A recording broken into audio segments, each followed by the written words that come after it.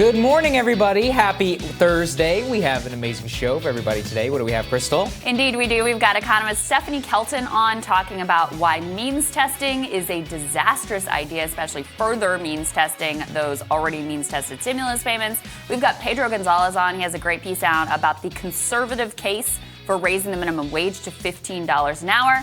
But we wanted to start this morning with some truly bombshell developments out of the state of New York in the scandal engulfing Andrew Cuomo. This is quite something. So a Democratic lawmaker, let's put this up there on the screen, said that Governor Cuomo told him he would, quote, he can destroy me. He's a New York assemblyman, threatening him over the nursing home scandal. Now, specifically, the governor wanted this assemblyman, Ron Kim, to issue a statement assisting in the cover-up of Melissa DeRosa, who, as you'll recall, we talked about earlier in the week, privately admitted to Democratic lawmakers in the New York State Assembly that they covered up and kept the accurate figures of nursing home deaths from federal authorities because they were worried that the Trump administration and the FBI were going to investigate their decision to allow some people who were infected with COVID to re-enter nursing homes, which is attributed now to thousands of deaths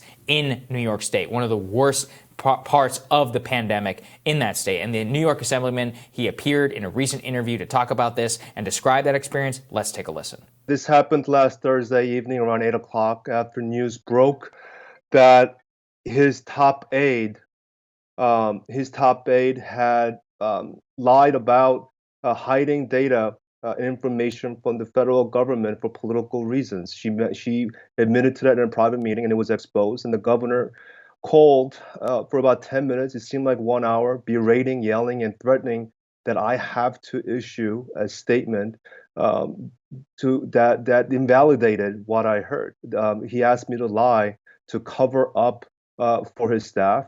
And this was done in front of my family. He called me. My wife was right next to me. I was right about to bathe my kids. And it really just put my family and my wife into shock and trauma. According to what Kim told CNN, what Governor Cuomo said to him is, we're in this business together and we don't cross certain lines. And he said, I hadn't seen his wrath and that he can destroy me. He also says his wife heard some of that conversation, was very upset. This assemblyman has now informed Governor Cuomo that if he wants to speak with him again, he has to go through his counsel. That's how serious. I mean, look, it's cartoonish language. I'll destroy you. But this is the governor of New York, a known bully. I mean, you should basically think of him as like a Democratic Trump because that is how he's reported to behave.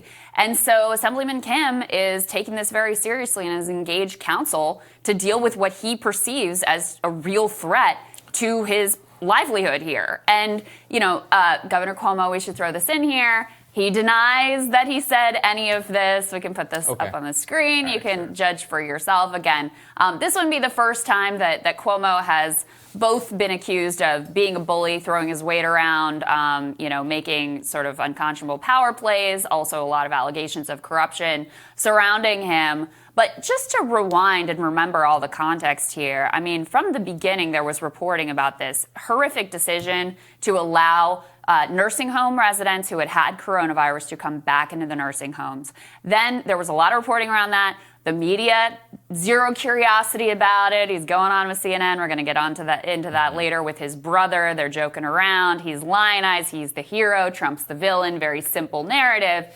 Then it starts to come out that, and this was triggered by Letitia James, who's the New York Attorney General. She commissioned a report that showed they dramatically, by 50%, understated the number of nursing home deaths. Then his aide, in leaked audio, goes to the assembly that have been asking for this data, and they've been stonewalling, not giving the information, and basically says, look, we were worried about federal investigators finding out and coming after us. Well, guess what? Now, the FBI is investigating Cuomo for exactly this, for his handling of New York nursing homes. We don't know exactly the details of that investigation, whether it's the decision itself or whether it is the cover-up. But David Sirota is out with a piece saying that this is Nixonian, And I think that is exactly the way to think about it. It's the initial unconscionable decision. It's also the corrupt dealings that are getting somewhat less play here, but he's taken a lot of money from the nursing home industry and then pushed to give them a liability shield so they couldn't be held culpable for any role and responsibility in these deaths. And then out of all of it, it's the bullying, the threats, and the cover-up that is really coming to light now. It's the worst part because, as we've said here repeatedly, this was decisions made back in February and March. It could actually be forgiven out of ignorance. You could say, listen, we messed up. Many people died. We made the wrong decision, and that's on us. We were acting in good faith. I do not believe, and I don't think anyone does, that Governor Cuomo and New York health officials intentionally wanted to kill old people in a nursing home. Right, of course not. What we say is, you did this. Own up to it. Let's actually use it. Let's learn from it. Let's make sure that it's in federal policy, that nobody ever does this again. And we'll write it, in the history books. And next time we have another contagious virus, we will wall off the nursing homes at the very beginning. Okay.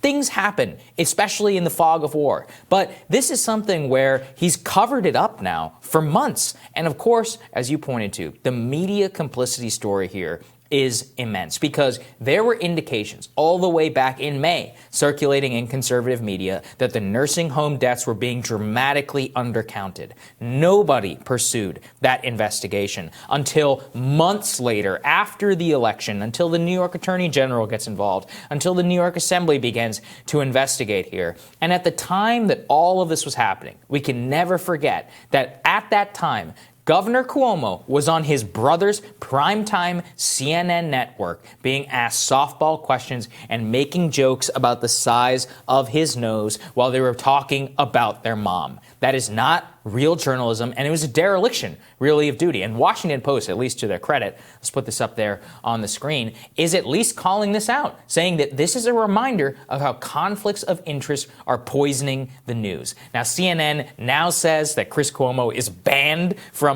interviewing his brother again. Okay, they've reinstated the ban. Well, when they uninstated the ban, when it mattered, whenever his brother's one of the most important public officials in America, he didn't ask him any tough questions. One of the things that they point out in this Washington Post op-ed, by the way, is that on Monday night, on his CNN program, host Chris Cuomo provided an update on the biggest story of the past year, coronavirus, of course. Here's an update that he skipped just hours before Cuomo Primetime aired. New York Governor Andrew Cuomo held a news conference to address his state's nursing home scandal, one of the largest, most significant scandals in the entire coronavirus pandemic. So even the fact now that he's not having his brother on, he's still not able to accurately and fairly cover significant news and developments in the central story that everyone is focused on and fixated on and have been for the last year because of that inherent conflict of interest from his brother. We also know, because Jake Tapper talked about this on his show, he's been requesting Governor Cuomo to come on his show and face a real questioning, which I think Jake Tapper would actually give him, for months and months and months, and has gotten zero response. Because why would you go on a program with someone who may actually ask you a tough question and not just lob softballs at you when you can go on with your brother? No, Cuomo's not going to do any media now. He'll just do his press conferences. He'll shout down, whatever. Pen a new book. Exactly. Pen a new book. He'll release some video, get an Emmy, get the hagiographic. He'll wait for this all to blow over, and the hagiographic profiles will continue. And it really is a complete disgrace. If you look at how should governors be covered? My own home state, Texas, mired in, whatever the hell is going on down there. Disaster. And Governor Abbott is getting raked. And I want it that way. He went out there and he's trying to blame the Green New Deal and all this stuff. And I'm like, no, dude, it's not what it is. It's about natural gas and winterizing it, okay? It's actually not even that political. But when you go and you look at the way the media is covering that, the Washington Post, the Texas Tribune, state officials, good.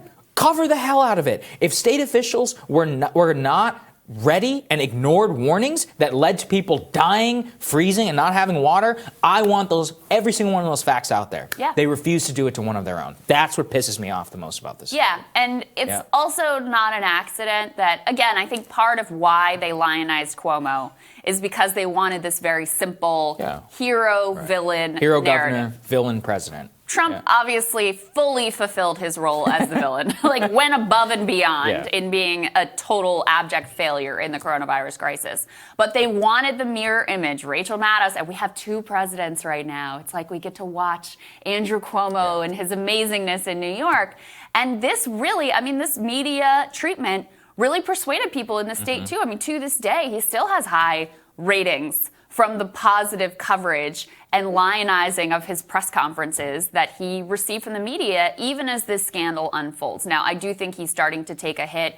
There were some new numbers out about his handling of nursing homes in particular that people are starting to take a hard look at. The other political context here is, just so you know, people who aren't deep in the details in New York politics, there has long been no love lost between Cuomo and the progressive wing of the Democratic Party. Right. Because, that's right, he was primaried. He's also, he's done everything he can to crush the Working Families Party in New York and actually allied with Republicans in the Senate. So a group of break-off Democrats allied for a while with Republicans in the Senate to give Republicans control of the state Senate, even though Democrats technically had control. So that's the history there. Assemblyman Kim has been one of the more outspoken critics of his handling on nursing homes, and significant here too. Kim lost an uncle in one of these nursing homes, so it's not only personal to his constituents and incredibly valid issue to explore and have a lot of pressing questions on, but he also has a personal stake in this because he experienced his own loss. Yeah, and everybody is passing around Bakari Sellers. Apparently, he tweeted back in March 2020. Y'all almost had Cynthia Nixon. This is why experience matters. Okay. Didn't age well. Good experience. We're going to tell you what's on our radars. That's next.